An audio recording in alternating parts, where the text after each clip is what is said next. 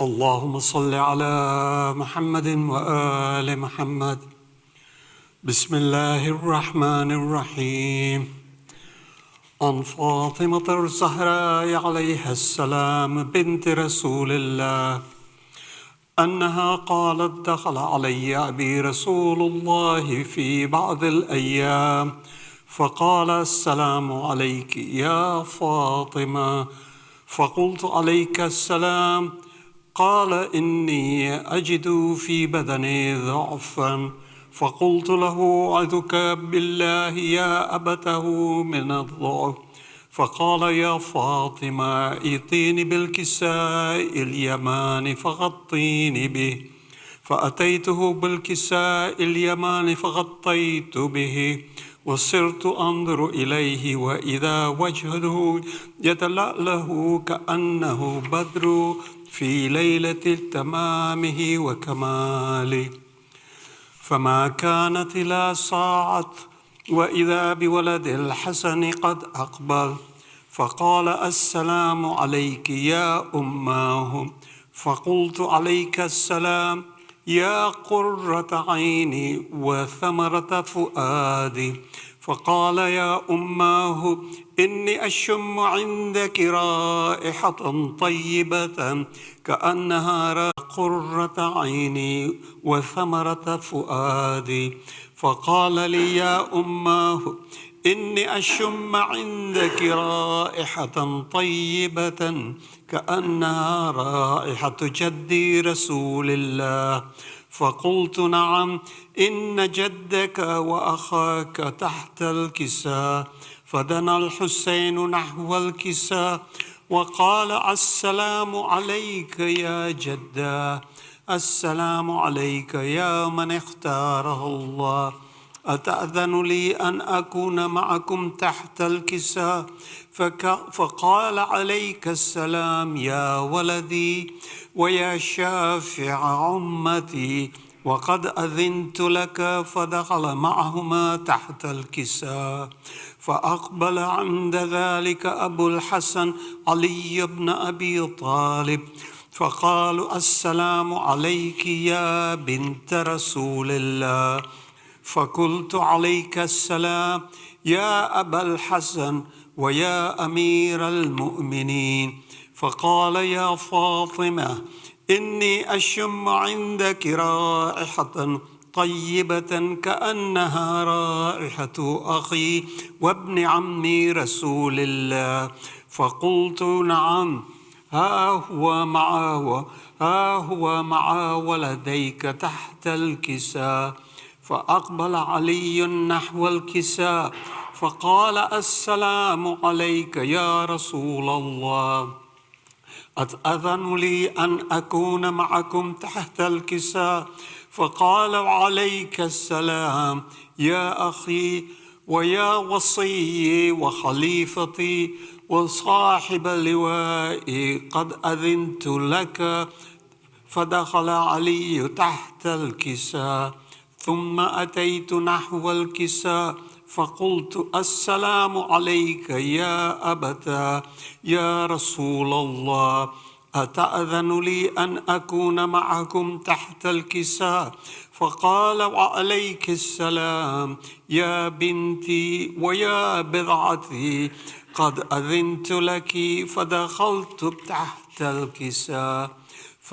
فلما اكتملنا جميعا تحت الكساء أخذ أبي رسول الله بطرفي الكساء وأومع بيده اليمنى إلى السماء وقال: اللهم إن هؤلاء أهل البيت وخاصتي وحامتي، ولحم اللحم ودمهم الدم، يؤلمني ما يؤلمهم ويحزنني ما يحزنهم.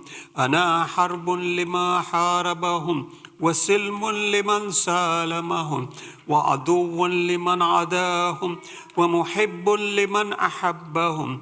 إنهم مني وأنا منهم، فاجعل صلواتك وبركاتك ورحمتك وغفرانك ورضوانك علي وعليهم، وأذهب عنهم الرجس وطهرهم تطهيرا.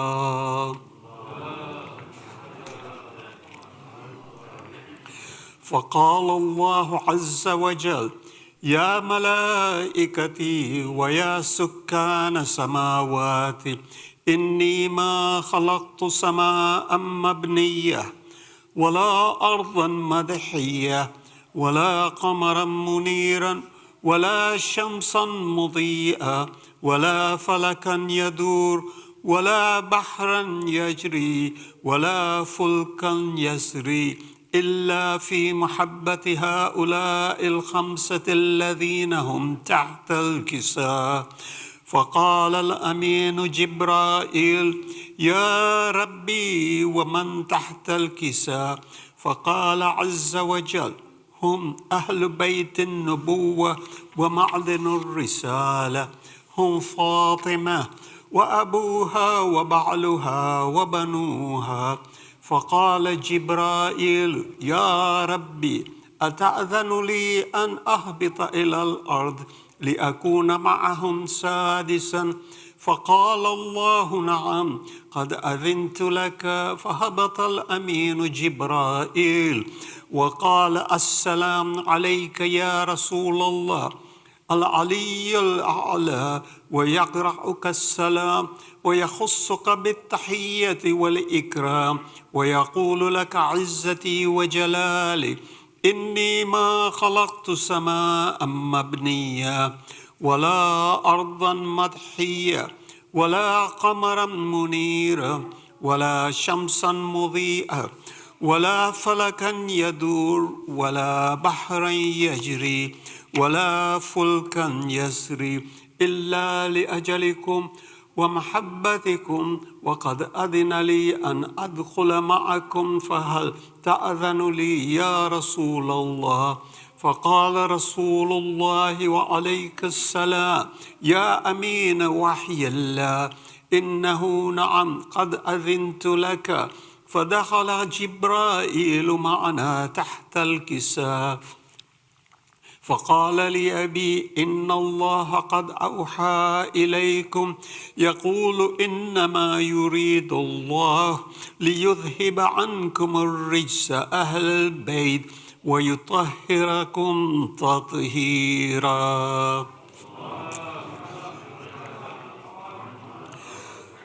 فقال علي لأبي: يا رسول الله، أخبرني ما لجلوسنا هذا تحت الكساء من الفضل عند الله. وقال النبي صلى الله عليه وآله: والذي بعثني بالحق نبيا واصطفاني بالرسالة نجيا، ما ذكر خبر ما هذا في محفل من محافل أهل الأرض، وفيه جمع من شيعتنا ومحبين، إلا ونزلت عليهم الرحمة وحفت بهم الملائكة واستغفرت لهم إلى أن يتفرقوا.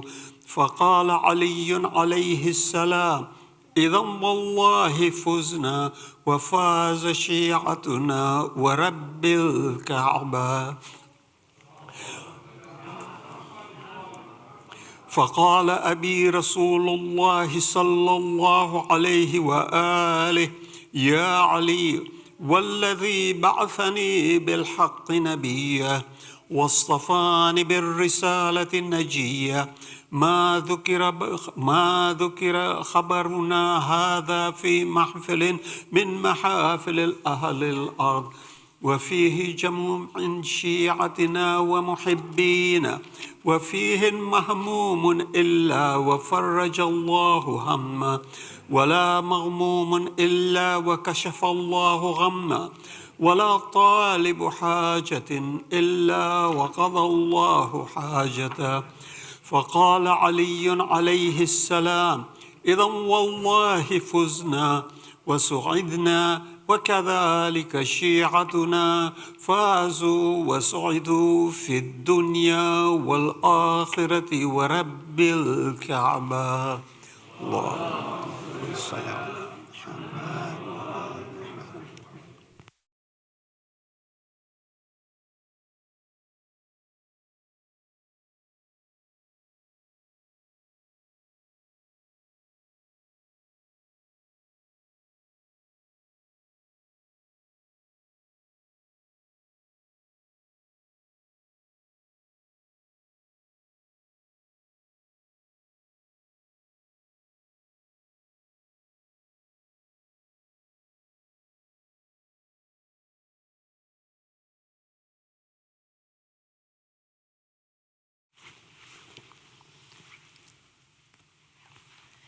افضل السلام والسلام عليك يا رسول الله محمد وآل محمد صلوات صلو على محمد.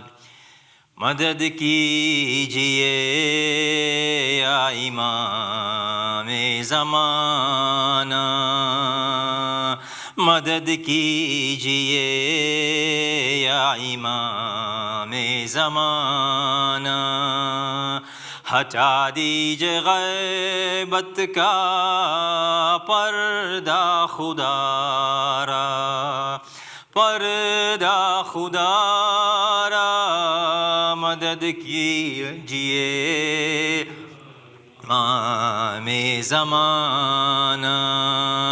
بڑی آفت ہے زمانے پہ مولا، پریشان شیعہ کہاں جائے مولا. پکارا تمہیں جب ہوا دل جو مضطر، مدد کیجئے یا امام زمانہ، مدد کیجئے یا امام زمانہ. بور میں ہے کشتی بچانے کو آؤ، غم زندگی سے چرانے کو آؤ. محمد کی جان ہو سفینے کی لنگر، مدد کیجئے یا امام زمانہ، مدد کیجئے یا امام زمانہ. افضل السلام محمد وآل محمد. یا محمد علی یا فاطمہ زہرا، مدد کرنے آؤ، دعائی ہے دل کی فاطمہ زہرا. مشکل میں دل نے پکارا ہے تم کو، صدا دی ہے دل نے گھبرا کے تم کو. ہم بے کس ہے بی بی کہاں جائیں گے ہم بے کس ہے بی بی کہاں جائیں گے ہم. مشکل ہے اب جینا فاطمہ زہرا، مدد کرنے آؤ. گزرتی چلی ہے یہ زندگی اپنی، نہ لکھے فرشتوں نے کچھ نیک اپنی.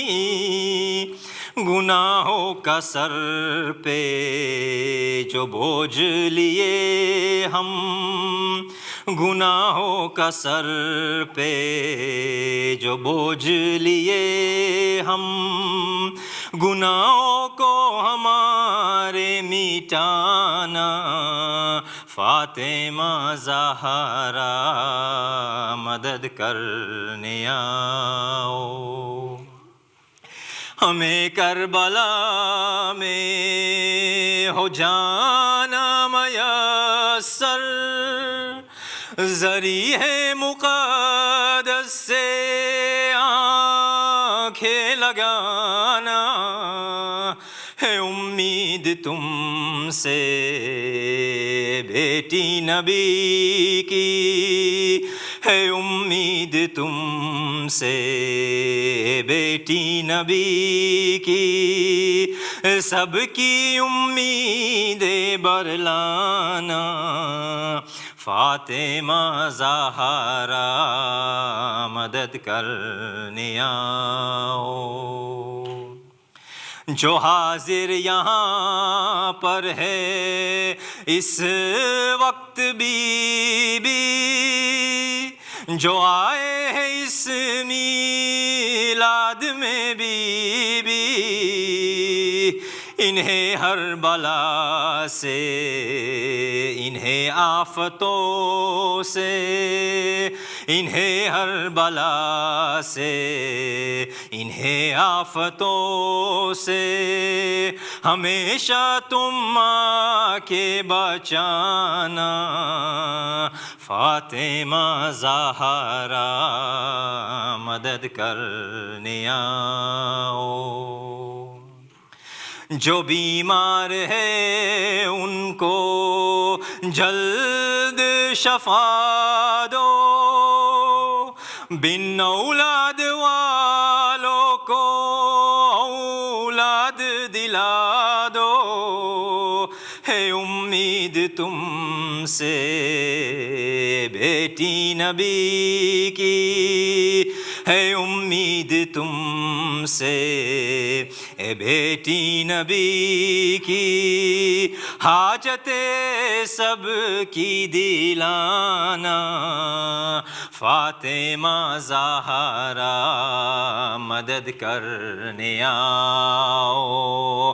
یا محمد علی یا فاطمہ زہرا مدد کرنے آؤ، دعائی ہے دل کی Fatima Zahra.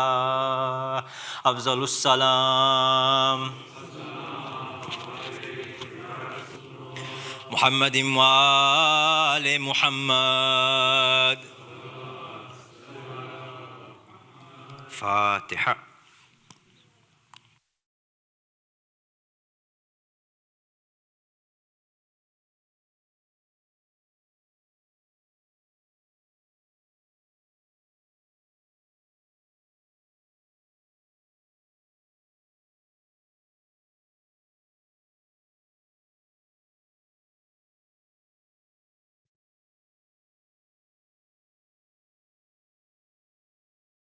Rahim. Sayyid Hasan Rizvi, respected elders, dear brothers and sisters in Iman, Assalamu alaikum, Jami wa rahmatullahi wa barakatuh. On this auspicious occasion of the wiladat of Sayyidah Fatima Zahra alayha salam, let us send our salutations to the Holy Prophet and his pure household with a loud nare salawat.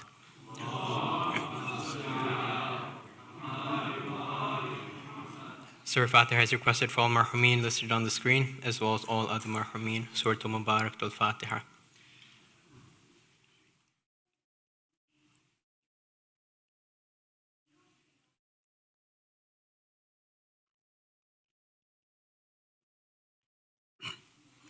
Dua Shfa Maries is requested for all those who are in need here and elsewhere, as well as those listed on the screen. Let us recite together. Bismillahir Rahmanir Rahim. أَمَّن يُجِيبُ الْمُضْطَرَّ إِذَا دَعَاهُ وَيَكْشِفُ السُّوءَ أَمَّن يُجِيبُ الْمُضْطَرَّ إِذَا دَعَاهُ وَيَكْشِفُ السُّوءَ أَمَّن يُجِيبُ الْمُضْطَرَّ إِذَا دَعَاهُ وَيَكْشِفُ السُّوءَ أما يجيب المضطر إذا دعاه ويكشف السوء أما يجيب المضطر إذا دعاه ويكشف السوء يا Allah. Let us now invite Sayyid Hasan Rizvi to come forward and recite tonight's majlis by Muhammad wa Ali Muhammad salawat.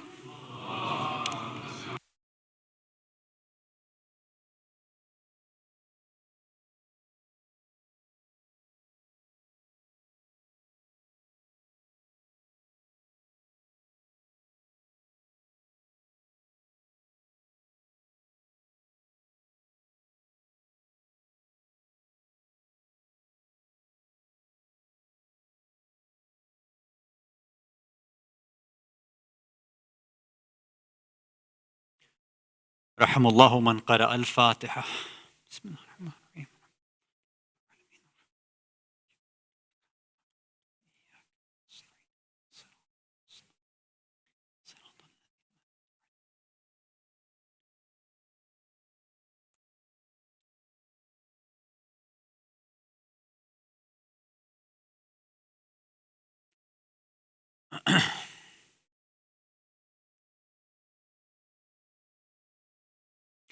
أعوذ بالله السميع العليم من الشيطان اللعين الرجيم. بسم الله الرحمن الرحيم وبه نستعين لا حول ولا قوة إلا بالله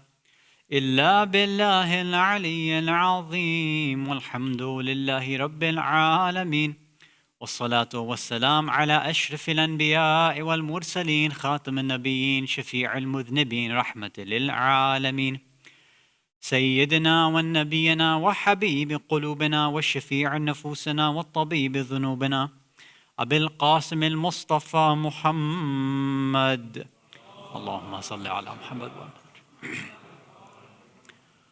ثم الصلاة والسلام والتحية والإكرام على أهل بيته الطيبين الطاهرين المعصومين المظلومين المنتجبين المكرمين الخيرين الفاضلين سيما بقية الله في الأرضين روحي وأرواح العالمين للتراب مقدمه الفدا ولعنة الله على أعدائهم أجمعين من الأولين والآخرين إلى قيام يوم الدين. أما بعد صلوات على محمد وآل محمد.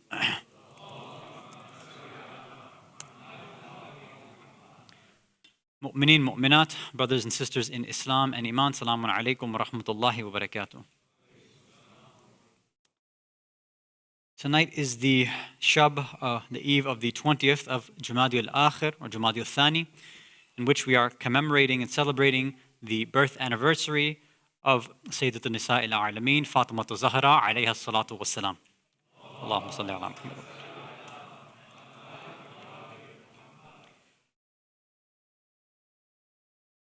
Normally on these nights, we either have gone through different stories about the life of that personality, or we've looked at some of the titles that have been given to various personalities. And I wanted to focus on one of the titles that she has been given. When you talk about these titles that the various members of the Ahlul Bayt, or even any of the previous prophets have been given, all of these titles reflect some deeper theme. And sometimes these titles, because of that deep theme that exists, they end up showing up in the personalities of various members of the Ahlul Bayt. For example, when you look at the theme of tazkiyah, or purification itself, right? There's all these different titles and names given to the Ahlul Bayt which have to do with some dimension of purification. So we have some of them who are named At-Tahir or Mutahhir. We have some who are named An-Naqi, or some who are named Az-Zaki. And interestingly, these same types of titles also are reflected with Sayyidah Fatima as well. She gets the feminine versions of these. So she is Tahira or Mutahhira. She is Zakiya, Naqiya. So most of these titles, she ends up having the same ones, the same exact titles as the other imams, just in the feminine form. That's it. Another deep theme is the theme of truth, of haqq, of sidq and honesty. And the two famous titles, one would be Musaddiq, And the other famous title that we are all used to is As-Sadiq. And again, this is another title that Bibi Fatima shares as well. One of her titles is As-Sadiqa. And we talked a little bit about the meaning of Sadiq last time, right? It's a major title shared by both Rasulullah and Imam Sadiq. But also this idea of Sadiqa is shared with Bibi Fatima. So, in addition to there being all of these different shared titles, and it's clear that all of these characteristics, we know that they're Nur Wahid, all of the members of the Ahlul Bayt, they're one light. So, of course, we're going to see all of these beautiful, perfect characteristics in every single one of them. But there are sometimes very specific, exclusive traits, sifat, that only exist in some members of the Ahlul Bayt. Some maqamat, some darajat, some levels. Not every single member of the Ahlul Bayt, not every single prophet is entrusted with these specific traits and levels. Now, one simple one is nubuwah, right? Nubuwah obviously only goes to a nabi, so it doesn't extend to the imams, for example, or Bibi Fatima, right? We know that much. But there are certain titles that are given to some members of the Ahlul Bayt, and sometimes only two members of the Ahlul Bayt, and no other member of the Ahlul Bayt is given these titles. And one of these exclusive titles, which is given to Bibi Fatima, is the one that I want to speak about tonight, inshallah. So I first want to talk about this famous hadith that we have heard from Rasulullah sallallahu alayhi wa sallam.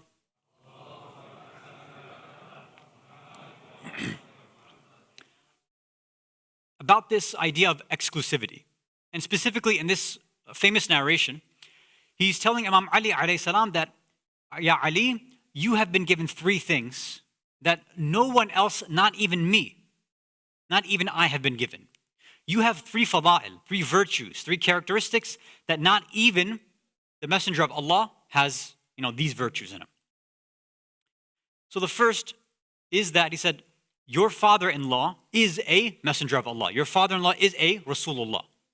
He's like, even I don't have that honor and title where whether it's my father or father-in-law, I don't have that, right, direct connection as you do. He said the second is that you have been gifted with Imam Hasan and Imam Hussein, these two gems as children, where even for me, I'm not gifted with these types of sons as well. Now, yes, we have connections between for Imam Hasan and Imam Hussein, but you have been exclusively given the title of the father of these two individuals. So you have these two gems of sons that I don't even have sons like this. But perhaps the third most important trait that we want to focus on tonight, he said, you have been given a wife who is Siddiqa. And he specifically mentions Bibi Fatima by that title. He says, you have been given a wife, a zawja who is Siddiqa, and although my wife, and Bibi Khadija, is also great, she does not have this title as well. I have not been given a wife who has been granted this virtue of being Siddiqa. So what exactly is this virtue and title of being a Siddiqa? Inshallah, we'll talk about that tonight. If you can recite a salawat ala Muhammad wa ala Muhammad.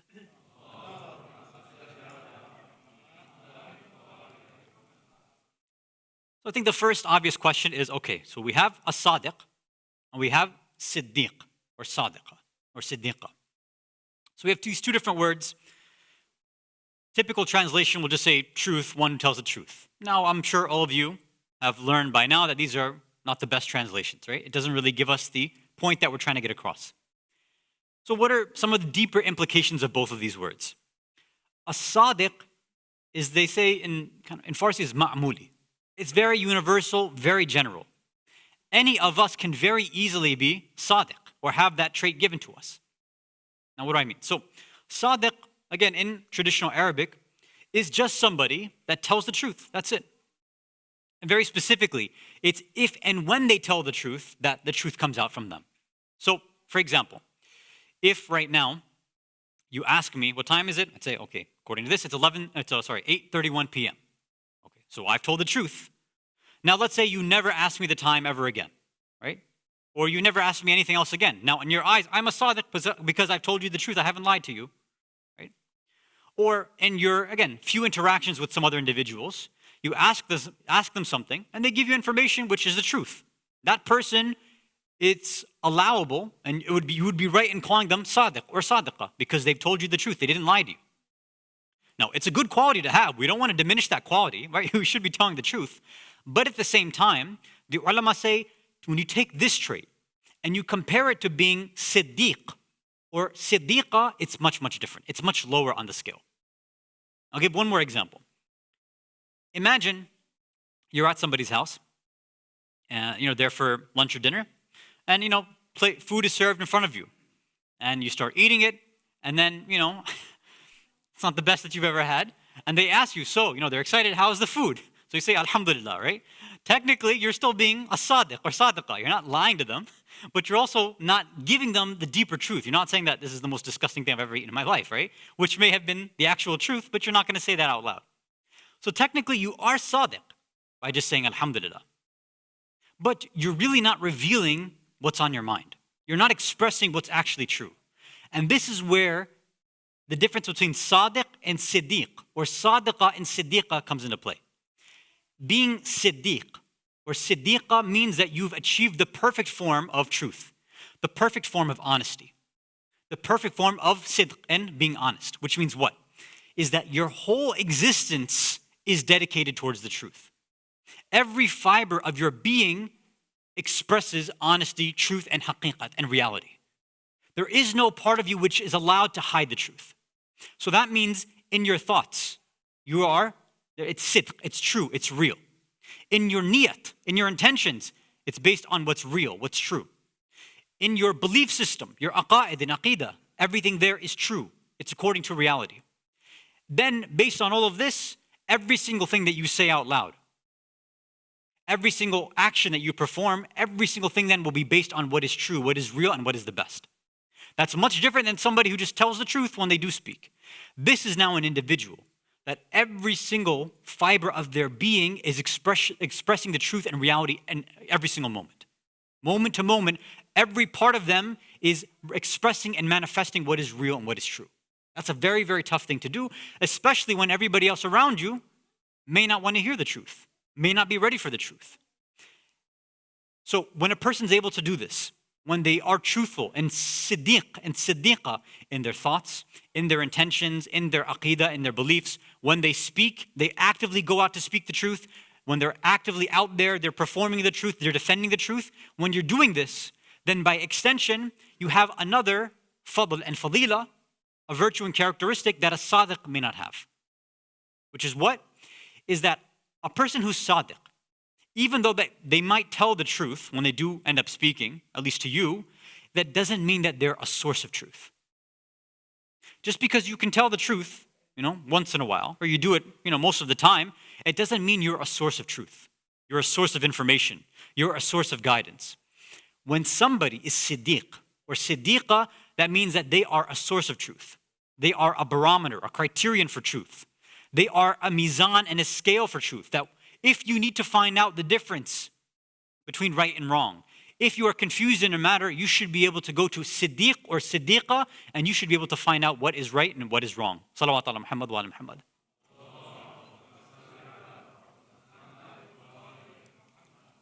So it's no wonder that the next interesting characteristic and importance of this trait is that it's a shared quality between Bibi Fatima, because we know she's addressed as Siddiqa, and no one else, none of the other Ahlul Bayt have this title of Siddiqa, none of the other female members at least. But the only other male member of the Ahlul Bayt who has this title of Siddiq is Imam Ali alayhi salam. And specifically, by Rasulullah, he's been addressed as a Siddiq al-Akbar. Not just a person who manifests and expresses the truth, but the greatest manifestation of the truth. And then in turn, he says that Bibi Fatima is Siddiqat al-Kubra, that she is the feminine manifestation of truth as well. So what ulama mentioned then is that because these two individuals are the only true manifestations of truth, this is why they're the only ones who can be paired together. And then when you start looking at all the other narrations about Imam Ali and Bibi Fatima, you see that they are two pieces of this puzzle of truth that you and I, or any individual, should be after. When you see, for example, the famous narrations that say, if it wasn't for Ali, Fatima would have remained single for her whole life. Meaning Imam Ali, in a sense, was specifically created for Bibi Fatima to get married. Otherwise, there is no equal. No one else was able to handle the Siddiq quality that Bibi Fatima had. Likewise, the same way. If it wasn't for Bibi Fatima, Imam Ali had no equal and he would have had nobody to marry as well. What you also see then is in their lives, because there's this dual relationship that they have, that they're manifesting truth, every single step you see along the way, where people in history, even till now, have been in doubt about the truth of Islam, and specific points about the truth of Islam, you see that where sometimes the puzzle piece for them may not be complete, the picture may not be complete, then there's another piece that's offered. And this piece is, we would say, the strongest piece of Bibi Fatima. Sometimes that haqq and haqiqat and truth of Ali is being denied by many individuals. They may respect and venerate and honor him, but the actual truth and ma'rifat of Ali they deny. But one thing that can never be denied is the truth and the ma'rifat and the maqam of Bibi Fatima. It's impossible to deny. And they've tried over the years to do so. But anybody who takes an honest look in history can never do it. And this is why they say Imam Ali and Bibi Fatima serve as sort of this yin-yang, right? They complement each other's truths, the haqiqat that both of them have manifested. That if one of them is denied, or one of them is rejected, or one of them is lowered in their status by somebody, then the other one will come and complete and complement that truth. So let me give these 3 examples. The first is when somebody denies the claim of Imam Ali to wilayah, right? To continuing the message of wilayah after Rasulullah. So many will claim deny his claim to wilayah. Say, fine, you can deny his claim to his right, but can anybody historically deny Bibi Fatima's claim to her right, which was fadak? Both of them have claims. You can deny one, but can you deny both? And more importantly, if you deny Bibi Fatima's claim to fadak, that means you've tossed away all of history, because it's an undisputed point in history. People may dispute the history of, as some do, right, of what Imam Ali was fighting for, what he was fighting at all, what his right was, his claim was. But Bibi Fatima's claim to fadak, no person, no Muslim can deny that. It's very clear in the history books. Another example. Somebody might deny that Imam Ali was threatened, that he was forced to perform certain actions. But can somebody deny that Bibi Fatima was threatened? No, because it's in every single history book as well, that they came to her door and they threatened her. So there's 2 points that if you reject Ali, fine, but how can you reject the history and the claims of Fatima? And the third one is that maybe somebody can go in history and reject all of the anger and animosity that Imam Ali had towards some of these companions. Maybe you can deny that, fine. But can you deny clearly in every single history book, in all of these hadith books, that Bibi Fatima died with anger in her heart towards some of these companions? So you see, in every single instance, you might deny and reject the claims of truth of Ali, but you'll never be able to deny the claims of truth that Bibi Fatima had. Salawat ala Muhammad wa ala Muhammad.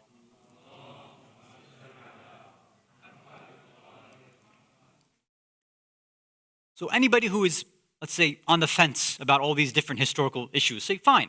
If some of these things are unclear to you, then look at the ones that are very, very clear. The ones that are very obvious. The points in history that are not disputed at all.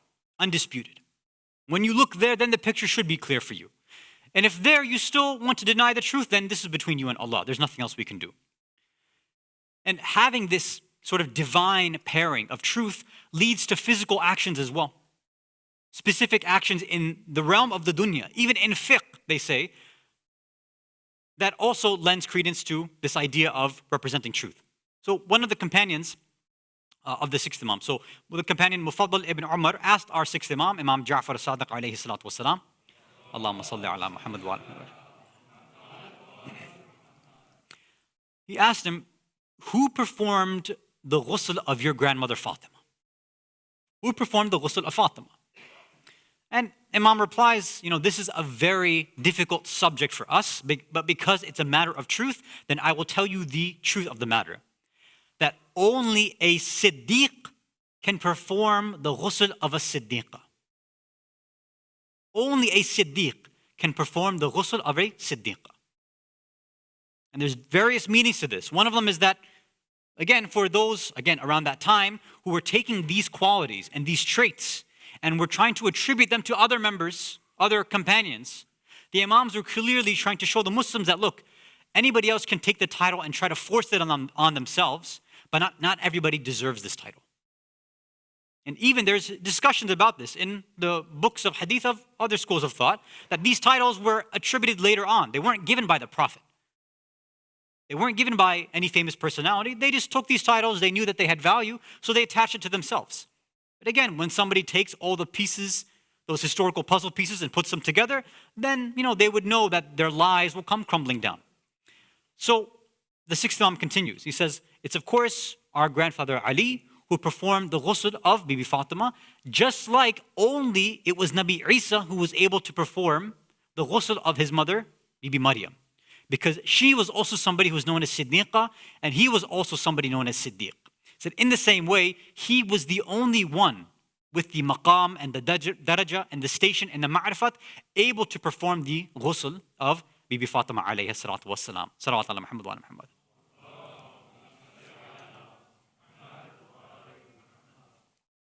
Now some final pieces of advice before we jump to our Slido quiz. Now it should be obvious that, like we said, being a sadiq, telling the truth when you can, that's a good trait, obviously. And if you're stuck in the habit of lying, then okay, then that's your goal for now, right? A simple goal is try to be more truthful. If you are in a situation where you might be forced to lie, then it's better to be silent, right? But it's better you don't say anything at all. That way you can try to remain to be a sadiq at least. But for many of you, telling the truth is not a difficult thing. When you're asked, telling the truth may not be a difficult thing for you. But manifesting and acting upon the truth in every single moment, defending the truth, speaking out against falsehood might be a very, very difficult thing to do. Especially nowadays. In contemporary times, people are being pushed to say that the only truth that exists is whatever's within you. Right? This idea of postmodernism and self-truth and all this other nonsense. Right? The subjectivity of truth. Right? If one day you feel like a man, tomorrow you feel like a woman, it's okay. Declare whatever you want. It doesn't matter.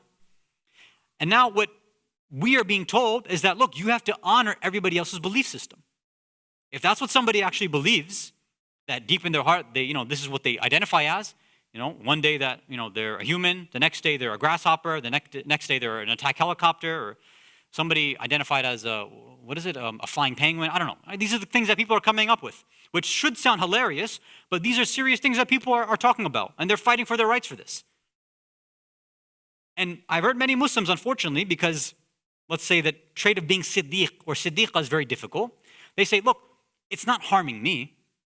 It's not harming anybody. Let them believe whatever they want to.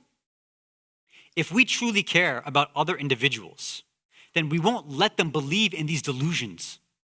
You don't want somebody believing in these things, right? If I said right now, I said, this pink elephant that's sitting over here, please recite a salawat. And you would be like, okay, what is Hasan talking about, pink elephant? There's no pink elephant over here. You'd come and say, Hasan, I think, you need to go see somebody or, get that figured out. There's no pink elephant sitting over here. If you saw that I was having these hallucinations, you'd take care of it, hopefully. Or you'd say, what drink, what chai did you have before coming here that you're seeing these pink elephants, right? You'd ask about that. For other individuals now, with whatever self-delusions that they have, now they say, look, I want everybody to buy into my delusions. Whatever I believe, then I should be okay in doing that.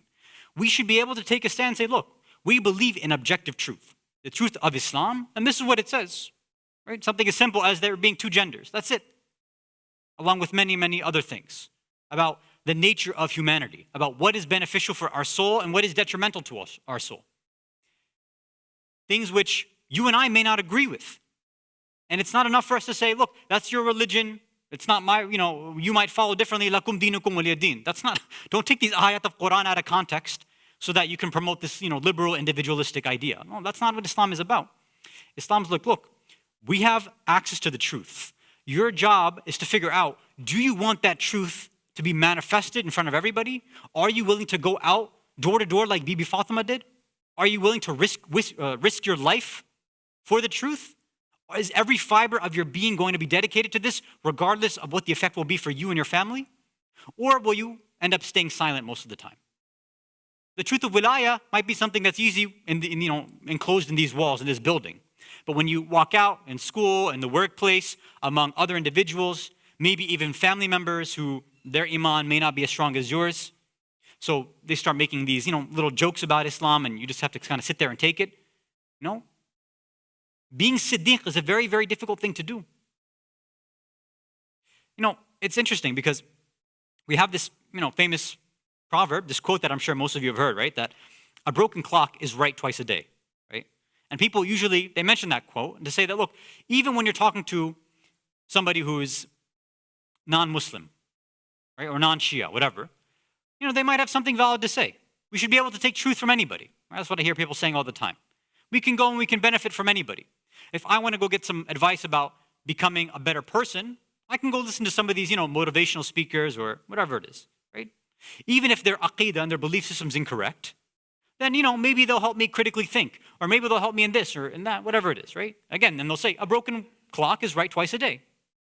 Well, sure, you can think about it that way, but you can also think about it in a way that a comedian has added on. He said, yes, it's true that a broken clock is right twice a day, but a sundial can still be used to stab somebody, even at night. If you understood that, then you understood that. Just because a broken clock can tell you the time correctly twice a day doesn't mean that you and I should be relying on it all the time. Literally all the time, right?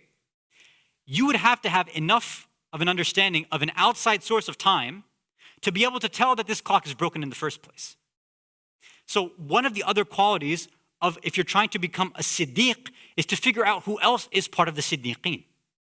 And that is another very, very difficult thing to do right now. There are many individuals who are speaking on behalf of the truth. Now I'm very specifically speaking on behalf of Shia speakers and scholars and all these celebrities and everything. There's a lot of information, a lot of speeches and workshops and ideas that, everybody is being bombarded with every single day. You're following all these different scholars and speakers on social media, and they're putting out all these, wonderful gems of advice and these little tweets and all this stuff. And you want to follow them, that's great. And then sometimes, I think if we're all being honest, they put out some really, I'm trying to think of the nicest word to say. I can't think of a nice word to say. So let's just say the stuff that they say, it's clear that they're broken clocks. Let's put it that way, right? You should be able to recognize them as broken clocks. But because, let's say that they're funny, or the stuff they say is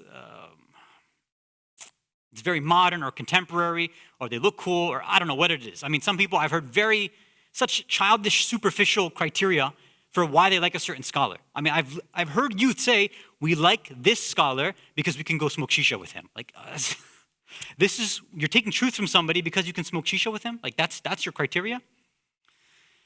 You see, this is one of our main issues, is we ourselves don't know how to identify truth.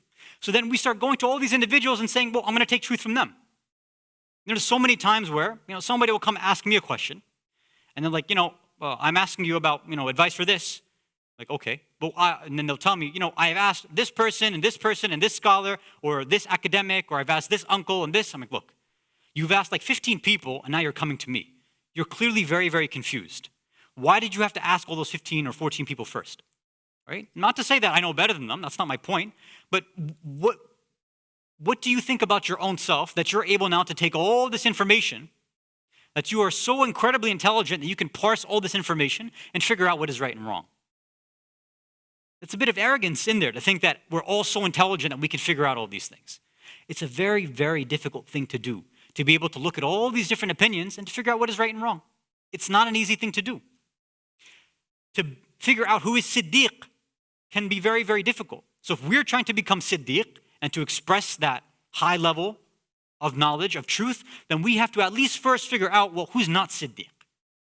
Who is somebody that, yes, they are broken clocks. They're right twice a day. That's fine, right?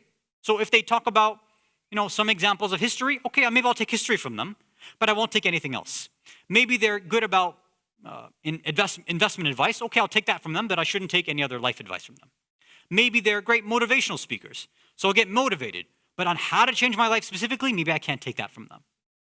What you see is that when we look at Bibi Fatima being Siddiqa, when other individuals say, yes, she's so great because she's the daughter of Rasulullah, fine. That's wonderful that you think that. But why aren't you taking her as a source of truth? If you and I have this admiration and adoration and love for Bibi Fatima as well, then why aren't we taking our truth from her and from her lifestyle and from her examples and the way that she stood up and defended wilaya? In the same way that it came back and, it was, damaging to her life, if we're putting it very simply. How many of us are willing to follow in that example very specifically, put our lives in danger, our family lives in danger, our dignity, our name in danger for the sake of truth? How many of us are willing to even recognize what is actually truthful out there? How many of us are willing to question what we believe right now and really think about who should be a source of knowledge for me? Where should I actually take my information from? You see, if we learn to grab information from a clock that's working, then we'll be able to figure out, okay, at any time I look at this, then I'll know exactly what time it is. I'll know exactly what time it is, and I'll know what decision to make.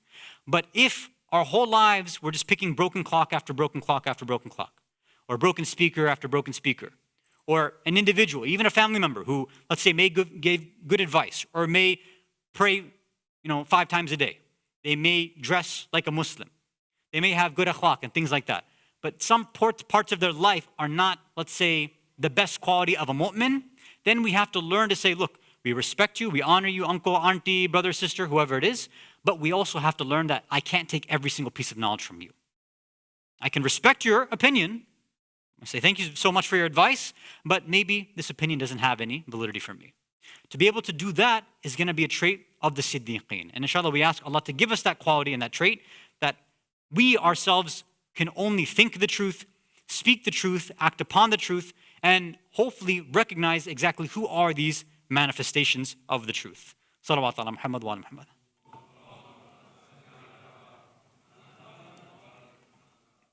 Okay, let's go to Slido now.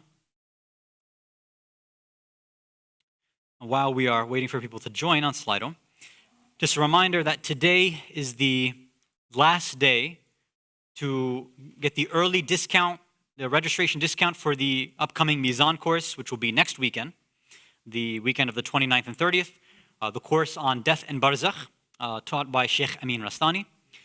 The price for that will end by midnight tonight is $25, which again includes meals, lunch on both days, and course material.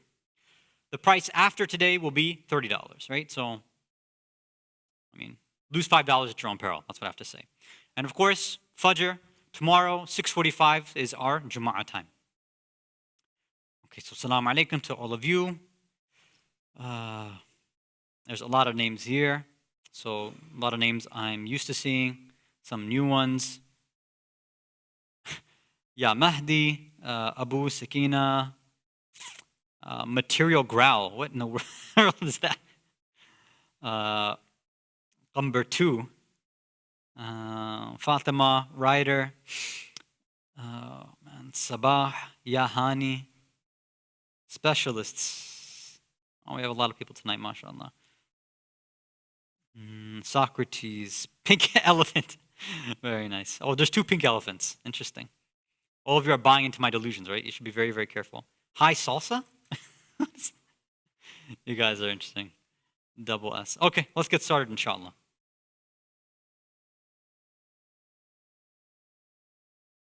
Good luck to everybody. Halal Hani? S squared. I said we can start. Unless they're waiting for more people. Yeah, okay, here we go. Rasulullah sallallahu alayhi wa sallam had taught the famous tasbih to be Fatima after she had requested what? A shield against her enemies, servants to help with housework, a gift for her true Shi'as, or the best form of ibadah.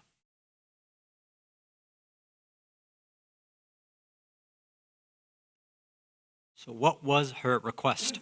What led her to come to Rasulullah and ask?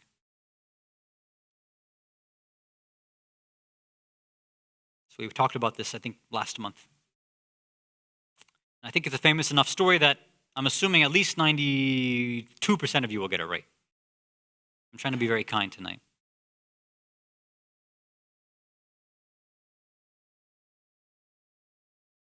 Okay.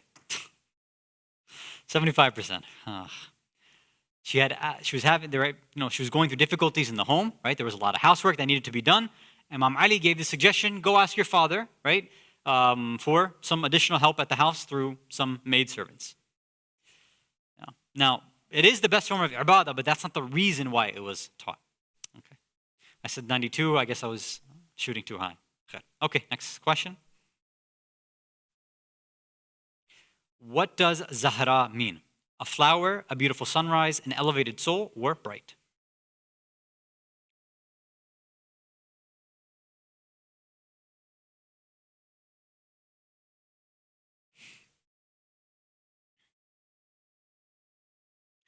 Now, it may or may not help that you know what Bibi Fatima's title, Az-Zahra, means. It may help you, it may not, because it might be a trick question.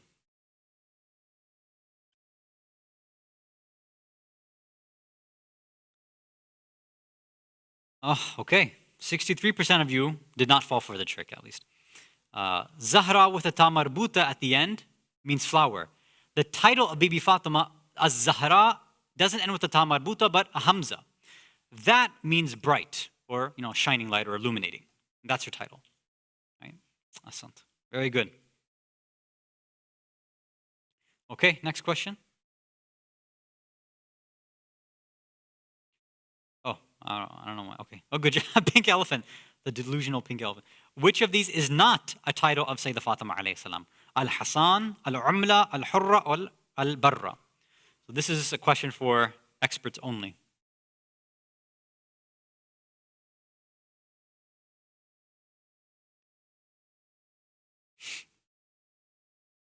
I'll give you a clue. One of these words in Arabic means currency. So that's clearly not her title.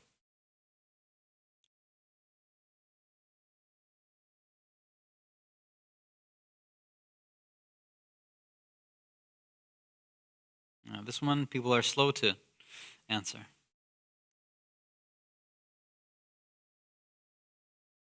I forgot to put timers on these questions. You can just go ahead and move it along. Can't give people too much time because they're Googling what is currency in Arabic. Obviously. Thanks. You're now disqualified. Yeah. So 32% of people who Google it got it right. Al-Hasan has to do with being chaste or modest. Al-Hurra has to do with being free. Al-Barra comes from bir, or being one who constantly does good. So no, Bibi Fatima is not titled the currency. Okay, final question. Who is reported to have said, no one will be able to love Fatima alayhi salam like me? Allah subhanahu wa ta'ala, Rasulullah sallallahu alayhi wa sallam, Imam Ali alayhi salam, or Bibi Khadija alayhi salam? Just want to say that you can Google it if you want. If you're Googling this, you're not Siddiq. I'm telling you that.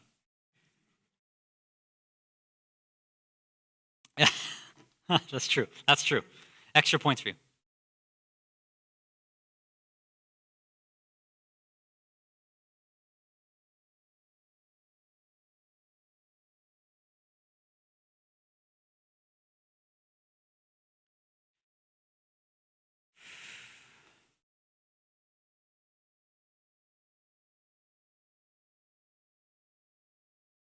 Okay, finally, I got you guys. Incorrect. 56% of you. Bibi Khadija was the one to say that. Oh, what a sound that was. So, according to some narrations, that in the final words of Bibi Khadija to Rasulullah, she said, "Take extra special care of our Fatima because no one will love her like I did." And of course, we know that there is no comparison of the love of a mother to a daughter. You can't compare that.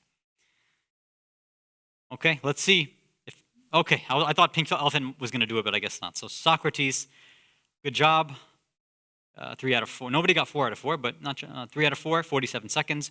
Ryder, also 3 out of 4, 57 seconds. Everybody else, also 3 out of 4. Yahani, minute 9. The Kenyan Queen, in a minute 14. And Shah P, or Shop, I don't even know what that's supposed to be, a minute 16. And most of you got the final question wrong, which is a difficult one. Which is funny because I asked it last year on her wilada as well, so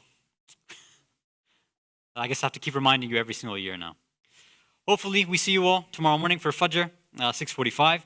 Again, try to register earlier for the Mizan course next weekend. We've already hit over 50 registrants. If we hit capacity, we may cut off registration, so register now before it gets too late. Again, childcare is available. Make sure on the registration form you've indicated that, because so far nobody who's registered has indicated that they need childcare.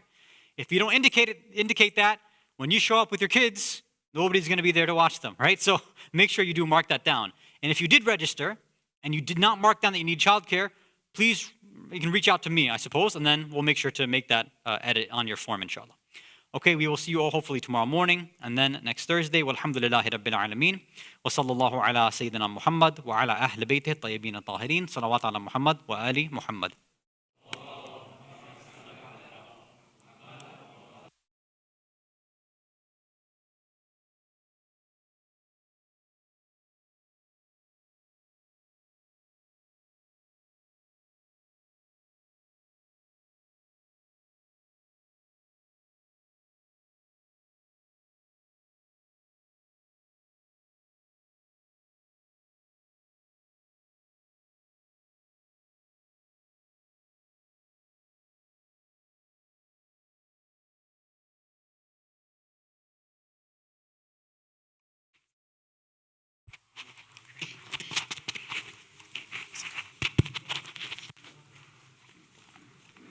أفضل السلام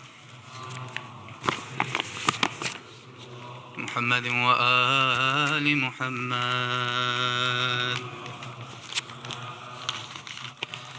In honor of Sayyidah Fatima al-Zahra, please enlighten this gathering with the loud Sallu ala Muhammad wa Ali Muhammad.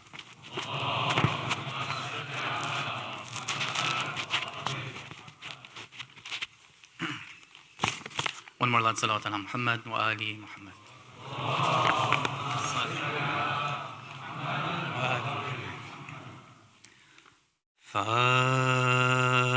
Fatima Zahra ye teri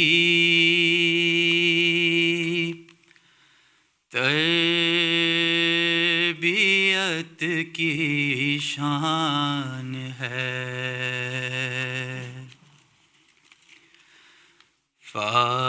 Fatima Zahra یہ تیری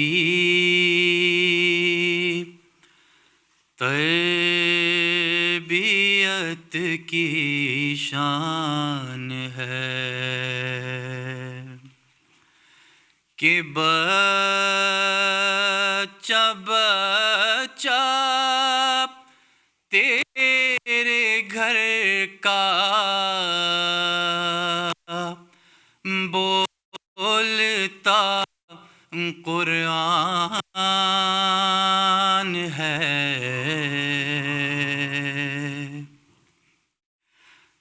باپ سے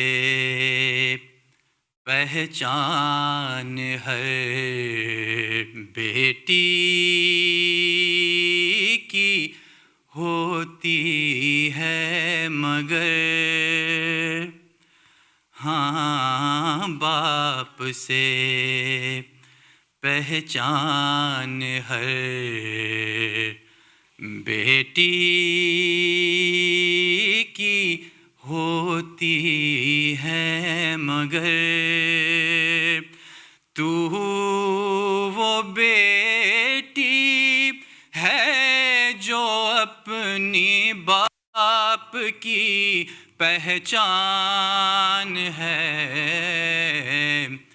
فاطمہ زہرا یہ تیری تربیت کی شان ہے. صلی علی محمد و آل محمد.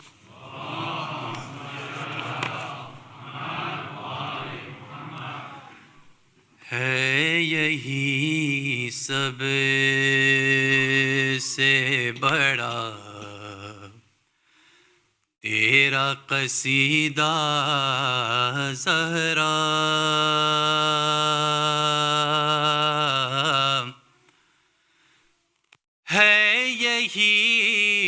سب سے بڑا تیرا قصیدہ زہرا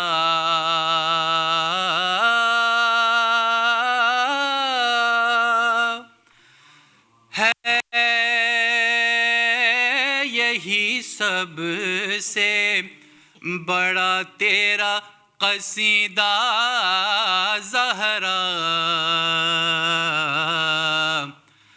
باپ کہتا ہے تجھے ام ابیہا،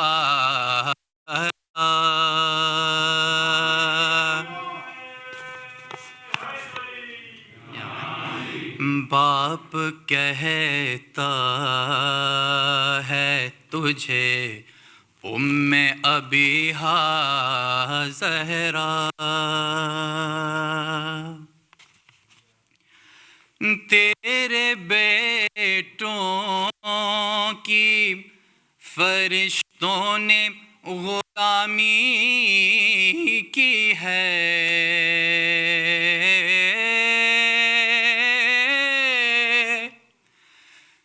تیرے بیٹوں کی فرشتوں نے غلامی کی ہے، تیرے سسرال میں اترا ہے ستارہ زہرا،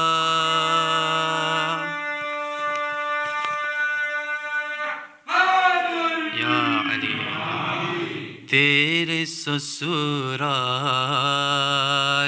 میں اترا ہے ستارہ زہرا، ہے یہی سب سے بڑا تیرا قصیدہ زہرا،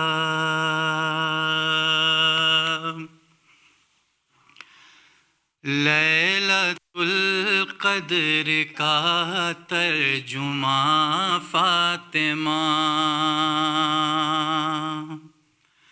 لیلۃ القدر کا ترجمہ فاطمہ، لیلۃ القدر کا ترجمہ فاطمہ، لیلۃ القدر ترجمہ فاطمہ، لافتہ کے خدا، لافتہ کے خدا کاپتا فاطمہ، لیلۃ القدر کا ترجمہ فاطمہ، لیلۃ القدر فاطمہ، انبیاء کے ہے مشکل کشا مرتضیٰ، انبیاء کے ہے مشکل کشا مرتضیٰ، مرتضیٰ کی ہے اے مرتضیٰ کی ہے مشکل کشا فاطمہ، لیلۃ القدر کا ترجمہ فاطمہ، لیلۃ ترجمہ فاطمہ، لیلۃ القدر کا ترجمہ فاطمہ، انبیاء کے ہے مشکل کشا مرتضیٰ، انبیاء کے ہے مشکل کشا مرتضیٰ، مرتضیٰ کی ہے اے مرتضیٰ کی ہے مشکل کشا فاطمہ، لیلۃ القدر کا ترجمہ فاطمہ، لیلۃ الترجمہ فاطمہ، لیلۃ القدر، قبر معصوم قم دکھا دی مجھے، قبر معصومہ قم دکھا دی مجھے، قبر معصومہ قم دکھا دی مجھے، حق سے پوچھا حق سے پوچھا جو تیرا پتہ فاطمہ، لیلۃ القدر ترجمہ فاطمہ، لیلۃ القدر فاطمہ۔ جب بھی معراج کی دل میں خواہش ہوئی، جب بھی معراج کی دل میں خواہش ہوئی، جب بھی معراج کی دل میں خواہش ہوئی، تیرے گھر آ گئے، تیرے گھر آ گئے مصطفیٰ فاطمہ، لیلۃ القدر کا ترجمہ فاطمہ، ترجمہ فاطمہ۔ تم بھی پردے میں تھی، کچھ تو واضح کرو، تم بھی پردے میں تھی، کچھ تو واضح کرو، تم بھی پردے میں تھی، کچھ تو واضح کرو، اور معراج میں، اور معراج میں کیا ہوا فاطمہ، لیلۃ القدر کا ترجمہ، لیلۃ القدر کا ترجمہ فاطمہ، لیلۃ القدر۔ بن رہے ہیں خد و خال عباس کے،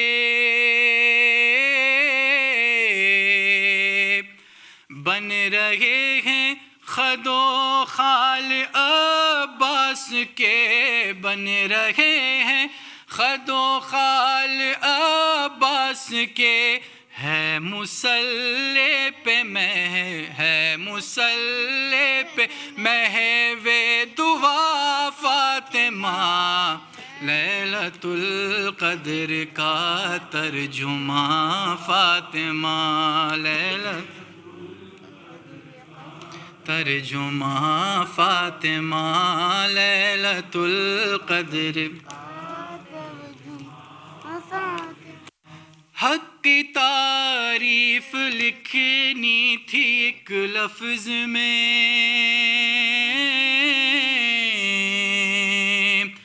حق کی تعریف لکھنی تھی ایک لفظ میں، حق کی تعریف لکھنی تھی ایک لفظ میں، بس تکلم نے پھر، بس تکلم نے پھر لکھ دیا فاطمہ، لیلۃ القدر کا ترجمہ، لیلۃ القدر کا ترجمہ فاطمہ، لیلۃ القدر ترجمہ فاطمہ۔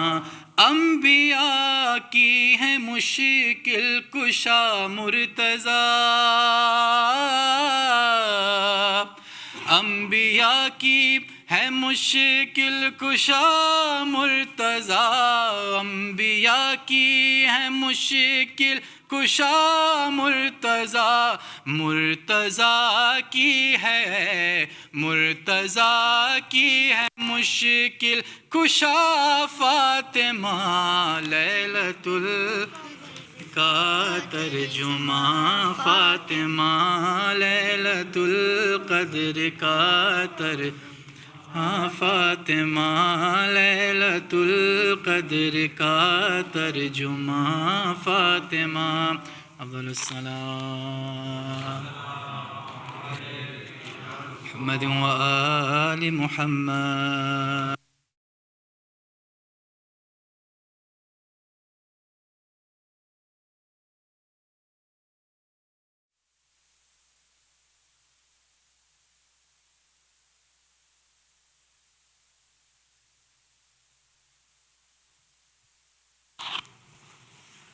زيارة.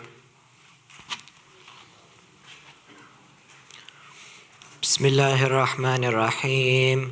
اللهم كن لوليك الحجة ابن الحسن صلواتك عليه وعلى آبائه في هذه الساعة وفي كل ساعة وليا وحافظا وقائدا وناصرا ودليلا وعينا حتى تسكنه أرضك توعا وتمتيه فيها طويلا برحمتك يا أرحم الراحمين.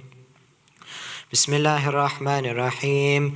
السلام عليك يا رسول الله، السلام عليك يا أمير المؤمنين، السلام عليك يا فاطمة الزهراء سيدة نساء العالمين، السلام عليك يا خديجة الكبرى، السلام عليك يا حسن المجتبى، السلام عليك يا أبا عبد الله الحسين وعلى 9 المعصومين من ذريتك علي بن الحسين ومحمد بن علي وجعفر بن محمد وموسى بن جعفر وعلي بن موسى ومحمد بن علي وعلي بن محمد والحسن بن علي والحجة بن الحسن عجل الله فرجه وسخر الله مخرجه ودهورك. السلام عليكم ورحمة الله وبركاته.